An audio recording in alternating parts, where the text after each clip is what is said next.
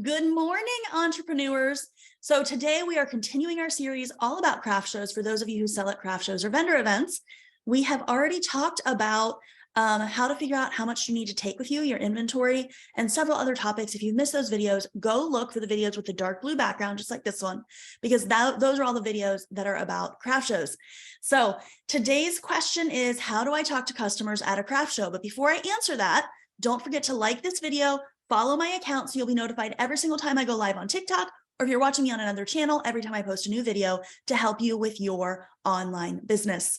So continuing on, how do I talk to customers at a craft show? If you're joining me live, I'd love to hear what you do to engage customers when you're selling at a craft show, but I have actually a whole list of ideas for you, and I don't have them numbered, so I'm not sure. 2, 4, 6, 8. It looks like I have 10 ways to help you talk to customers at a craft show. So the number one thing I have for you is maybe a little bit strange, but it's something that I've done for myself. So you can bring someone else with you that maybe is a little bit better at talking to people, and then they can help you figure out how to talk to them. So I'll give you an example. My daughter used to go with me to craft shows for my e-commerce business. And she was super cute and, a teenager girl there helping me. And so the people that were there just doted on her. And so she would start up a conversation with them. She's also much better at that than I am. And then would kind of hand them off to me when it was time to talk about the actual product. And so that can really help you. They can help you start that initial thing. Second, make sure that you smile, especially if you are a little bit introverted like I am. You may forget that you should be smiling. Don't start looking all like concerned. People do not want to talk to you when you look like that. So make sure you're smiling, and this is going to help you make a better impression and talk to people. My third thing is practice a 30-second introduction to your booth and have props and a story. So whatever it is that you sell, come up with a story that you can tell as you're telling them about the products that are available in your booth. 30 seconds or less. Anything longer than that, you're not going to be able to hold their attention. I gave the example the other day ago about one of my clients who makes fire enameled jewelry. And so she uses a MAP gas torch, and she learned how to do it with a penny. And she told the story of how she learned how to do this type of jewelry making using the torch and the penny, and then walked them through the different types of jewelry she had to offer. Each type of jewelry she had also had a story. So one of her pieces, one collection of jewelry was all leaf jewelry.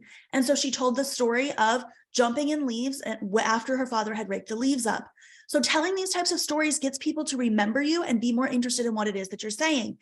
And if you can share a story that they might relate to, like the story about jumping into the leaves, that's going to make them even more likely to connect that story with your product. And guess what? More likely to buy. Our next thing is to compliment them or talk about the weather. So these are just basic. This is a basic thing you can do anytime you're struggling to have communication with someone. I do this all the time naturally. I see someone, I like their hat, I tell them. I like their shoes, I tell them. This is a way to start the conversation so that you're not just pushing your product. Another way to do this is to tell a corny joke. So when I do webinars, I always start with a corny joke because it makes everyone kind of laugh, even though they know it's a super corny joke. So come up with a corny joke that has to do with your products, has to do with where you're at. Something like that can be a way that you can get people to engage with you. You can even tell a knock knock joke, because everybody knows that when you say knock knock, they're supposed to say, who's there? And so this is a way to get them to talk to you. That can be a little bit lower barrier. Finally, if they're looking at your products, make a suggestion for another product. They're looking at a leaf necklace and you have leaf earrings. Tell them, hey, if you like that necklace, you might also like this. Finally, don't forget to offer for them to try it on or touch it, depending upon what you sell. Oh, are you interested in that? Go ahead and pick it up. This encourages them that they are in fact allowed to shop, okay? Or if you sell something like knitted products, then maybe you say, touch it, it's so soft.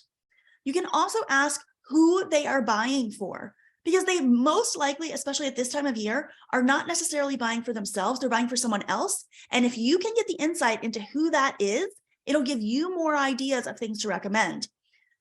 We have 2 more. So we are answering the question, how do I talk to customers at a craft show? And I have 2 more suggestions for you.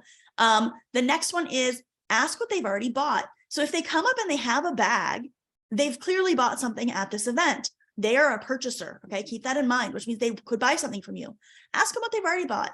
Because if they show you that they bought this cool shirt and it's super snarky, you're going to show them a different product than if they show you that they bought, a a decorative wreath for their door, right? And that it's real old fashioned or whatever, right? So it can give you an idea of like kind of their style and what they're looking for.